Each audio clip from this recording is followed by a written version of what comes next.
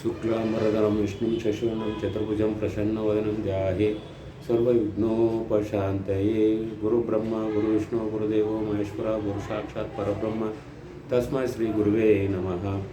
ಏನಪ್ಪ ಅಂದರೆ ಇವತ್ತು ನಾಡಿನ ಜನಗಳಿಗೆಲ್ಲ ಶುಭಾಶಯ ಕೋರುವ ಶ್ರೀ ನಿಮ್ಮ ಗುರುಗಳಾದ ರಾಮಾನಂದ ಸ್ವಾಮಿಗಳು ನಮ್ಮ ಭಕ್ತರಾಗಲಿ ನಾಡಿನ ಜನಗಳಾಗಲಿ ಎಲ್ಲರಿಗೂ ಶುಭೋದಯ. ಏನಂದರೆ ಇವತ್ತು 10ನೇ ತಾರೀಕು ಬುಧವಾರ, ಉಗಾದಿ ಹಬ್ಬ ಆಯಿತು. ಹೊಸ ವರ್ಷಕ್ಕೆ ಕಾಲಿಕ್ಕಿದ್ವಿ, ಮಳೆ ಇಲ್ಲ. ಅಂದರೆ ಶ್ರೀರಾಮ ನವಮಿ ಕಳಿಬೇಕು, ಮಳೆ ಬರಬೇಕಾದ್ರೆ ಎಲ್ಲರಿಗೂ ಒಳ್ಳೇದಾಯ್ತದೆ. ಇನ್ಮೇಲೆ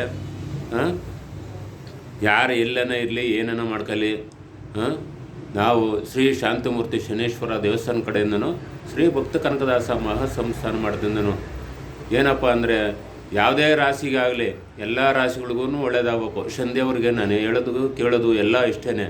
ಭಗವಂತ ನೀನು ಎಲ್ಲರಿಗೂ ಒಳ್ಳೇದು ಮಾಡಪ್ಪ, ಇಲ್ಲಿ ಬಂದವರಿಗೆ ಕಷ್ಟ ಪರಿಹಾರ ಆಗ್ಲಪ್ಪ ಅಂತ ಪ್ರತಿನಿತ್ಯನೂ ಭಗವಂತನಿಗೆ ಆರಾಧನೆ ಮಾಡಿ ಕೈ ಮುಗಿದು ಎಲ್ಲ ಮಾಡ್ತೀನಿ. ಆದರೆ ಇವತ್ತು ಬುಧವಾರ ಆಗಿದ್ದ ದಿನ, ಇವತ್ತು ಶನಿದೇವರು ಹುಟ್ಟಿದ ದಿನ. ಭಗವಂತ ಬುಧವಾರ ಹುಟ್ಟಿದ್ದು ವಾರ ಶನಿವಾರ, ಆದರೆ ಶಿವನಿಗೂ ಅರ್ಧ ವಾರ ಇಸ್ಕೊಬಿಟ್ಟಾನೆ.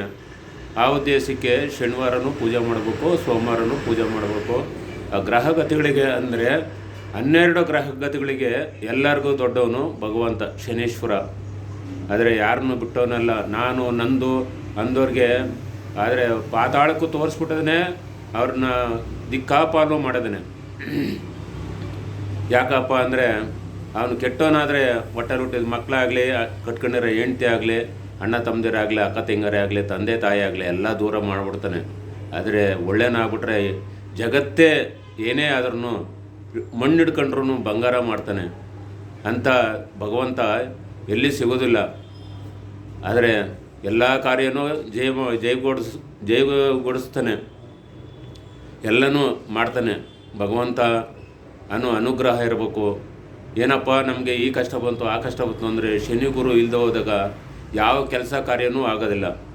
ಆ ಉದ್ದೇಶಕ್ಕೆ ನಾವು ಹೇಳೋದು, ಯಾವುದೇ ಕೆಲಸ ನೀನು ಕೈ ಇಕ್ಕಿದ್ರೂ ಶನಿ ಗುರು ಇಲ್ಲ ಅಂದಾಗ ಯಾವುದೇ ಕೆಲಸ ಆಗೋದಿಲ್ಲ. ಪ್ರತಿಯೊಬ್ರಿಗೂ ಅಷ್ಟೇ. ಶುಭ ಕಾರ್ಯ ಮಾಡಬೇಕು, ಒಂದು ಮದುವೆ ಮಾಡಬೇಕು, ಒಂದು ಜಮೀನು ತಗೋಬೇಕು, ಒಂದು ಮನೆ ತಗೋಬೇಕು, ಒಂದು ಒಳ್ಳೆ ದಾರಿ, ಒಂದು ವೆಹಿಕಲ್ಸ್ ತಗೋಬೇಕು ಅಂದರೆ ಶನಿ ಗುರು ಇರಬೇಕು. ಶನಿ ಗುರು ಇಲ್ದಿದ್ದಾಗ ಯಾವುದೇ ತಗೊಂಡ್ರೂ ವಸ್ತು ಅದು ಪ್ರಯೋಜನ ಇಲ್ಲ, ನಾನಾ ಥರ ಕಷ್ಟ ಆಗೋಯ್ತದೆ. ಆ ಉದ್ದೇಶಕ್ಕೆ ನಾವು ನಿಮ್ಗೆ ಹೇಳೋದು, ಪ್ರತಿಯೊಬ್ಬ ಮನುಷ್ಯನು ಭಗವಂತನ ಮರೆ ಹೋಗ್ಬೇಕು. ಶಿವನಾಗಲಿ, ತಾಯಿ ಚಾಮುಂಡೇಶ್ವರಿ ಆಗಲಿ, ಯಾವ ದೇವರೇ ಆಗಿರಲಿ, ಪ್ರತಿಯೊಬ್ಬರೂ ಅವರವರು ಮನೆ ದೇವರು ಅವ್ರಿಗೆ ಒಳ್ಳೆಯದು ಮಾಡ್ಕೋಬೇಕು. ಯಾರೇ ಕೆಟ್ಟ ಕೆಲಸ ಮಾಡಲಿ ಅದು ನಮಗೆ ಬೇಕಾಗಿಲ್ಲ. ಮಾಟ ಮಂತ್ರ ಮಾಡಿ ಅವರು ಊಟ ಮಾಡ್ತಾರೆ ಇವತ್ತಿಲ್ಲ ನಾಳೆಗೆ. ಆದರೆ ಭಗವಂತನ ಮರೆ ಹೋದರೆ ಎಲ್ಲರಿಗೂ ಅನುಕೂಲ ಆಯ್ತದೆ. ಇಷ್ಟೇ ಹೇಳೋದು ನೋಡಪ್ಪ. ಭಗವಂತ ಒಳ್ಳೇದಾಗಲಿ ಅಂತ ಕೈ ಮುಗಿದು ಎಲ್ಲರಿಗೂ ಕೇಳ್ತಾ ಇದ್ದೀನಿ. ಏನಪ್ಪ ಅಂದರೆ ಇವತ್ತಿನ ಪರಿಸ್ಥಿತಿಯಲ್ಲಿ ತುಂಬ ಒಳ್ಳೆಯ ಜನ, ಆದರೆ ಇವತ್ತು ಜಗತ್ತಲ್ಲಿ ಆ ಜನಕ್ಕೆ ನಾನು ಕೋಟಿ ನಮಸ್ಕಾರ ಮಾಡಿಬಿಡ್ತೀನಿ. ಯಾಕೆಂದರೆ ತುಂಬ ಒಳ್ಳೆಯ ಜನ, ಅಂಥ ಜನ ಎಲ್ಲಿ ಸಿಗೋದಿಲ್ಲ. ಆದರೆ ಇವತ್ತಿನ ಸನ್ನಿವೇಶದಲ್ಲಿ ತುಂಬ ಜನ ದೇವ್ರಿಗನ ಬುದ್ಧಿವಂತರು ಜನಗಳು. ಆಯ್ತಪ್ಪ, ಭಗವಂತ ಒಳ್ಳೇದಾಗಲಿ ಎಲ್ಲರಿಗೂ.